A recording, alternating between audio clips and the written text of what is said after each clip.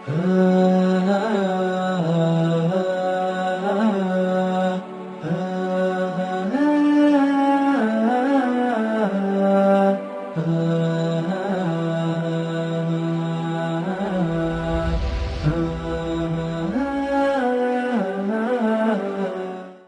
الله الرحمن الرحيم نحمده ونصلي على رسوله الكريم الحمد لله والصلاة والسلام على سيدنا محمد وعلى آله وأصحابه أجمعين وبارك وسلم تسليما كثيرا كثيرا رب اشرح لنا صدورنا ويسر لنا أمورنا واحلل عقدة من لساننا يفقه قولنا. Assalamu alaikum wa rahmatullahi wa barakatuh. To all of our viewers, we extend the eternal and the universal salutation of peace. Welcome once again to another episode of the Al-Quran series. This is, of course, an educational program where the aim is to go through the various concepts that will enable one to be able to recite the Arabic text of the Holy Quran. We pray that Almighty Allah makes it a means of motivation. May He make it a means of inspiration for us and also a means of education. The Quran holds a very dear place in Islam. Allah subhanahu wa ta'ala, in His infinite grace and mercy, has sent down the Quran upon Rasulullah sallallahu alayhi wa sallam. And the Quran is indeed a unique book, the likes of which we have never seen before, and also the likes of which would never ever be revealed upon the face of the earth ever again until the Day of Judgment. And if a person can really tap into the blessings of the Quran, indeed that person is a fortunate individual. In one verse of the Quran, Allah subhanahu wa ta'ala mentions, if we look at chapter 17, verse 88, in this particular verse, Almighty Allah is putting forward a challenge to all of mankind. And Allah subhanahu wa ta'ala is stressing, the importance of the Quran, but also He's explaining how the Quran is unique. So in this verse, Allah mentions, أعوذ بالله من الشيطان الرجيم قل إن اجتمعت الإنس والجن على أن يأتوا بمثل هذا القرآن لا يأتون بمثله ولو كان بعضهم لبعض ظهيرا. O Muhammad sallallahu alayhi wa sallam, say, if all of mankind and jinn were to gather in order to produce the likes of this Quran, they could not produce the like of it, even if they were to assist one another. So Allah subhanahu wa ta'ala is saying, and He's challenging mankind, that if you can bring forth a verse or a chapter like the Quran, then the challenge is there, you can go ahead and do so. It is quite obvious that because the Quran is so unique and so beautiful, it is difficult to even bring forth one verse the likes of which has been revealed by Allah subhanahu wa ta'ala. And the blessings of the Quran is many. Allah subhanahu wa ta'ala, He has spoken about the Quran in the Quran, but also Rasulullah sallallahu alayhi wa sallam has told us of many blessings of the Quran. When a person recites the Quran, that reading and reflecting over the Quran fulfills the Islamic duty of an individual. The Quran on the Day of Judgment will be a proof for us. The Quran will intercede for us on the Day of Judgment. The status of the individual in this life will be elevated and will be raised. That person will be from amongst the best individuals. The person who is involved in teaching and learning the Quran, that individual is considered to be from amongst the best of the people upon the face of the earth. And also, there are 10 rewards reserved for every letter a person would recite in the Holy Quran. So these are just some of the blessings of the Quran, the virtues of the Quran. Indeed, Allah subhanahu wa ta'ala has blessed us with the Quran, and we should make it our duty to learn and to continue learning about the Quran so that we can tap into the blessings of the Quran, and that the Quran can be a source of nur for us in this life as well as in the life of the hereafter. So in today's episode, we will be continuing with joining concepts in the Arabic language. In the episode before, we spoke about two concepts of joining. We spoke about the sukoon, which joins two letters together. We also spoke about the tashdeed, the job of which is to join two letters, but there's also the job of pronouncing the vowel that comes on top of the tashdeed. So today, in today's episode, we continue along with that particular discussion. So the first concept that we will be focusing on today, it is the mixed joining concept. The name of the concept is the mixed joining concept. What is the definition of the mixed joining concept? The combination of both sukoon and tashdid. When we go through the Arabic text, from time to time, we would see the combination of both sukoon and tashdid. Either we would see a sukoon on its own, the job of which we understand, or we would see a tashdid on its own, the job of which we also understand.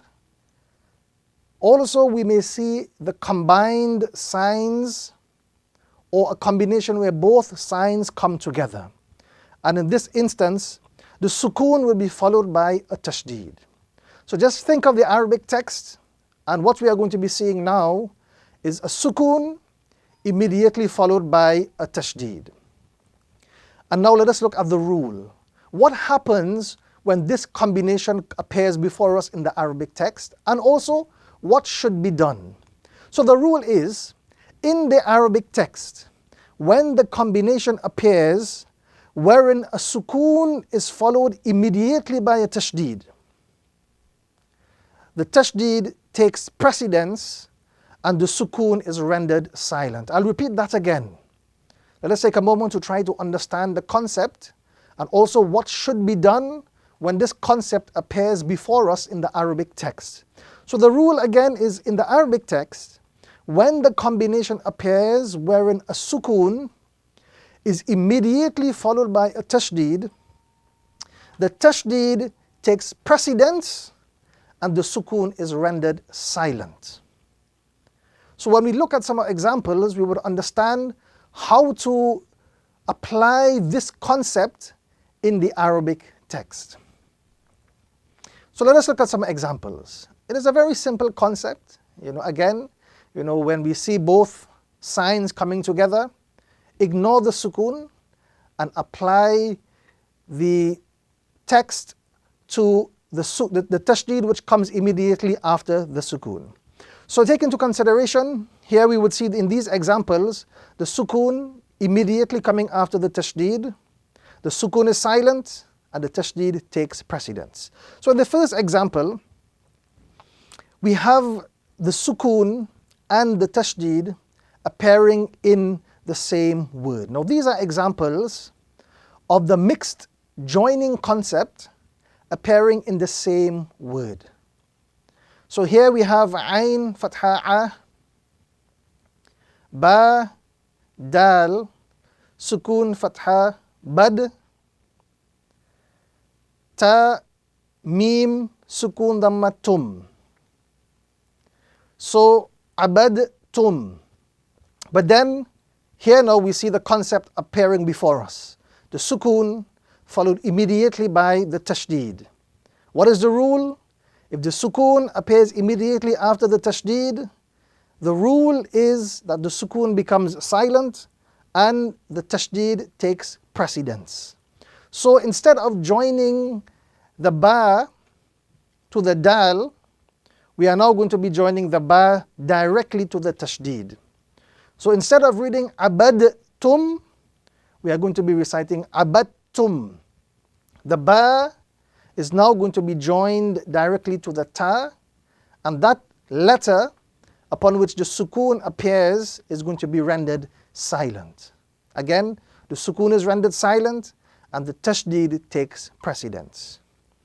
Let us look at the second example. So again, this is an example of the joining concept, the mixed joining concept appearing in the same word. The sukoon followed by the tashdid appearing in one word. So we have waw fatha wa, jim dal, sukoon fatha jad, wajad. And then we have ta mim sukoon dhamma tum. So wajad tum. But then the concept of the mixed joining signs is appearing before us. Here we have a sukoon followed immediately by a tashdid. What is the rule? The sukoon is rendered silent and the tashdid takes precedence. So what we are going to do is that we are going to be joining the jim with the fatha, not to the dal anymore, but it is now going to be joined to the ta, because why? The sukun is rendered silent. So the dal, which has the sukun on top of it, it is going to be now read as a silent letter. So instead of reading wajadtum, we are now joining the jim directly to the ta. So we are going to be reading wajadtum. The jim is connected directly to the ta. So in pronouncing, we ignore the dal and we read wajadtum. We move on to the next example. Again, this is an example of the mixed joining concept appearing in one word, the same word. Here we have the sukun immediately followed by the tashdid. So let us analyze this particular example. Here we have waw fatha wa, ain dal sukun fatha ad, wa'ad. And then we have ta mim sukun damma tum. So we have wa'ad tum. But then we see the concept appearing before us. And that the concept is sukun immediately followed by tashdid. What is the rule? The sukun is rendered silent and the tashdid takes precedence. So here in this example, instead of reciting wa'adatum, we are going to be joining ain with the fatha directly to the ta and not to the dal. Because based on the rule, the dal has now become silent. So we are going to be reciting wa'adtum instead of wa'adtum. Again, a very simple concept.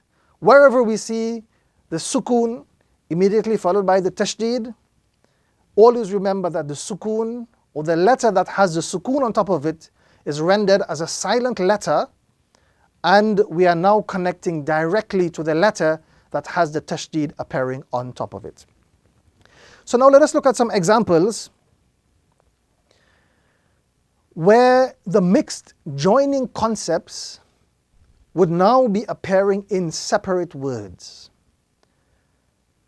Remember that the rule remains the same. Whether the mixed joining concept appears in the same word or whether it is appearing in separate words, once there is a sukun following a tashdid immediately, the rule applies, and that rule is the sukun is rendered silent and the tashdid takes precedence.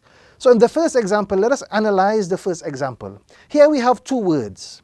Firstly, we have mim, noon, sukun fatha, man. That's the first word. The second word, ra fatha ra, ha kasra hi, rahi, and mim fatha ma, rahima. So the first word is man, and the second word is rahima. But now we have the concept appearing before us, the mixed joining concept. We have a sukun immediately followed by the tashdid. What is the rule?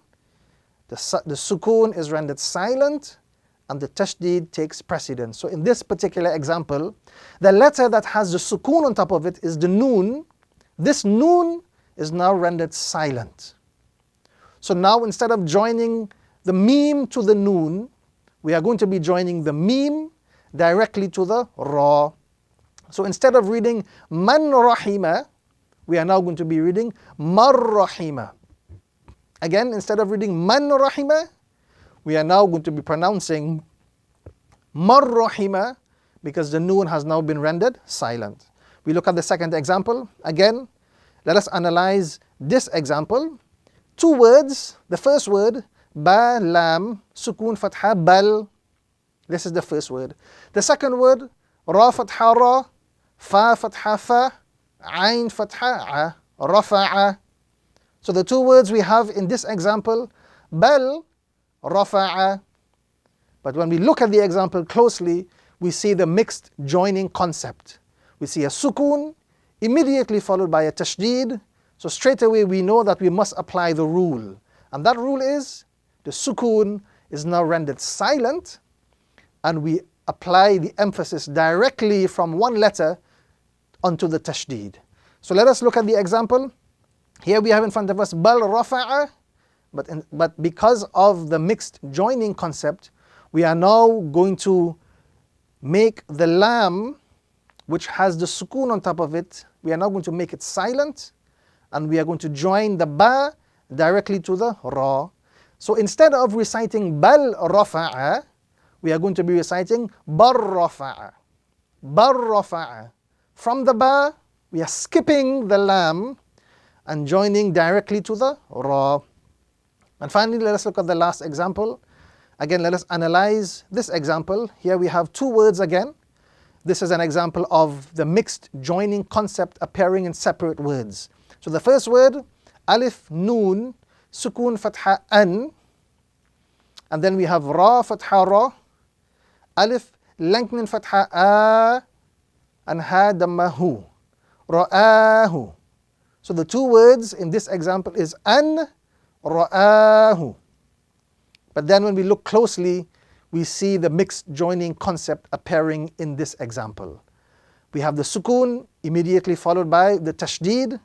So we apply the rule, which is to make the letter that has the sukun, we make it silent, and we apply the joining directly from one letter to the tashdid. The tashdid now takes precedence.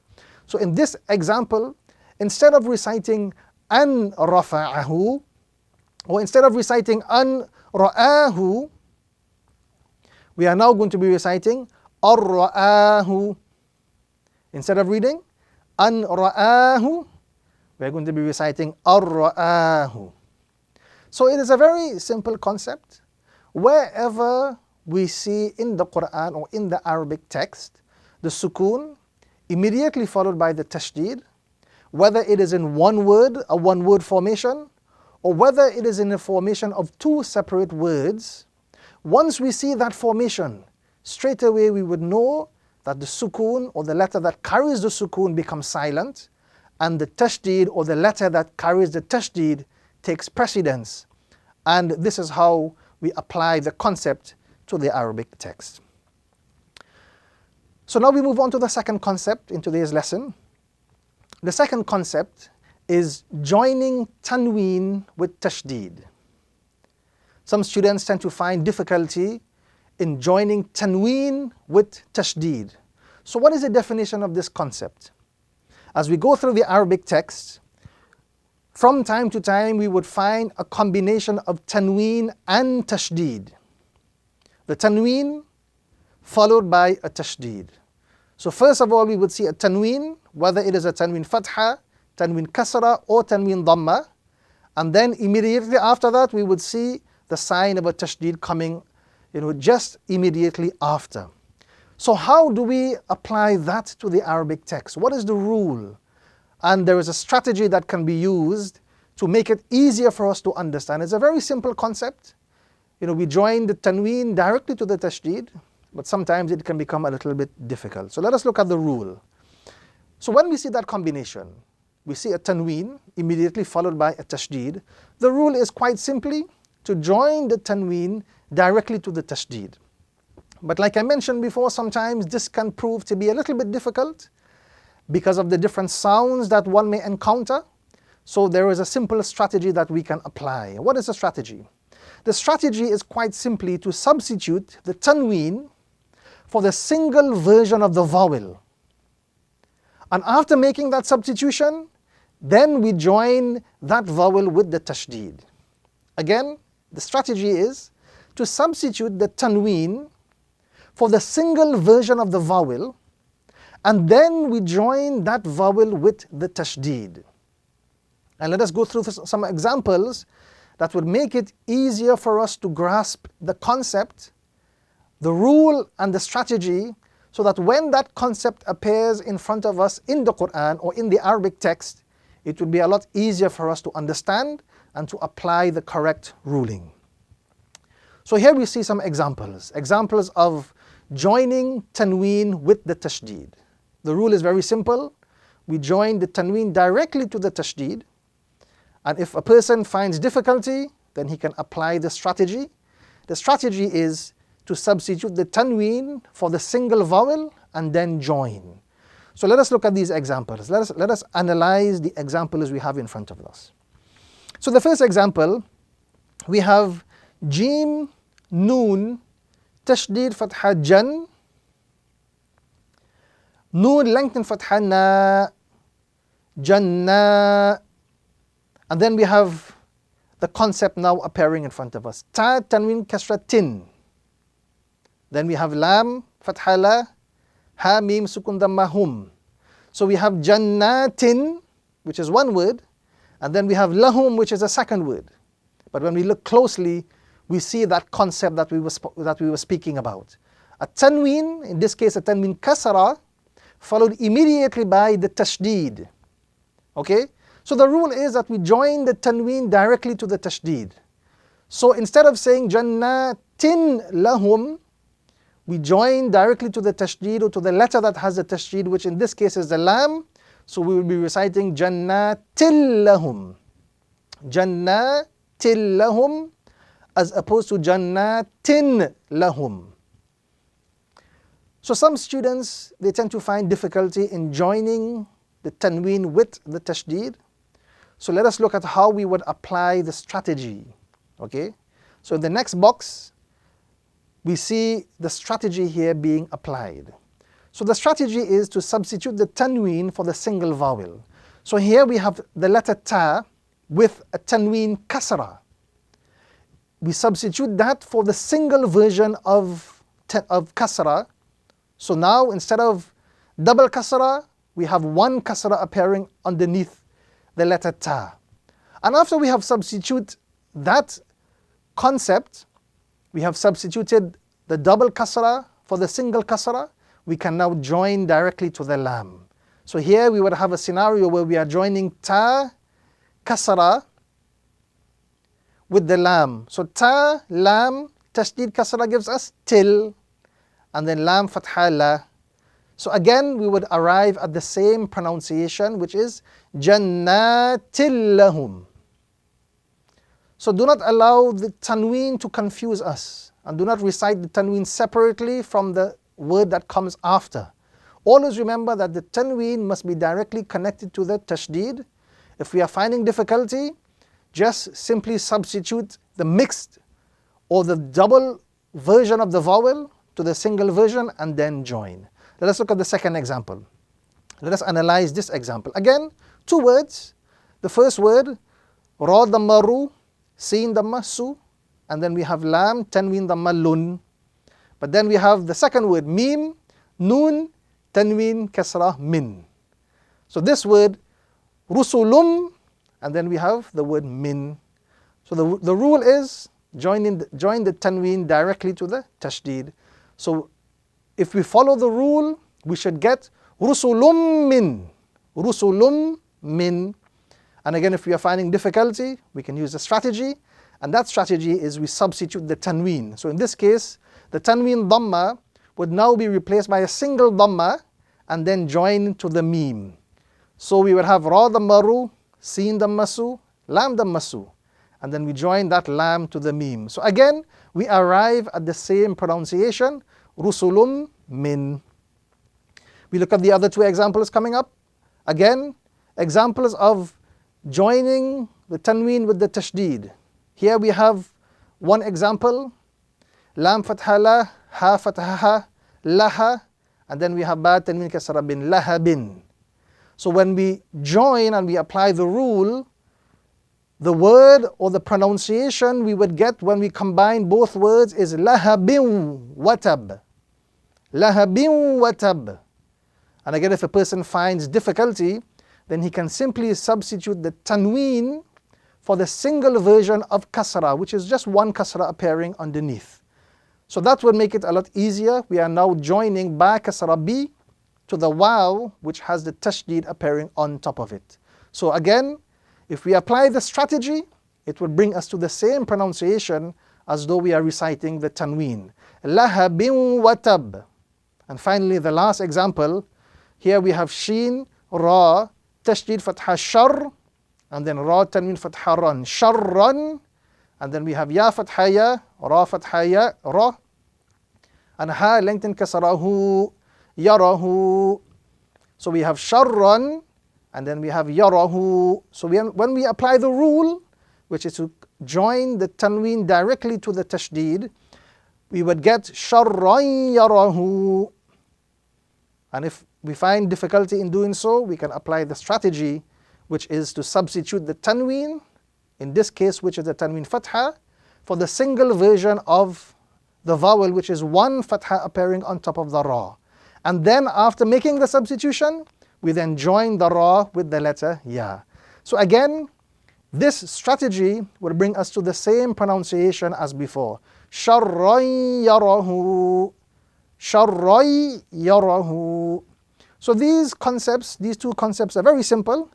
Just we pay attention to the rule, and also we pay attention to the signs and the combinations that appears in front of us. So that, my dear viewers, brings us to the end of this episode. We do hope that Allah subhanahu wa ta'ala makes it a means of inspiration, a means of motivation, and a means of education. I would also like to reiterate the idea and the concept of revision. All of the past concepts that we have done so far, on the program, it is always good that we take the opportunity to revise and go over some of the concepts so that these concepts remains fresh in our minds. So may Allah subhanahu wa ta'ala, make it a means of our upliftment, and may He make it a means of our salvation in this life as well as in the life of the hereafter. So by all means, do join us soon for another episode of the Al-Quran series. Until then, may the peace, blessings, and mercies of Almighty Allah be upon you. صدق الله العظيم وصدق رسوله النبي الكريم ونحن على ذلك من الشاهدين والشاكرين والحمد لله رب العالمين. السلام عليكم ورحمة الله وبركاته.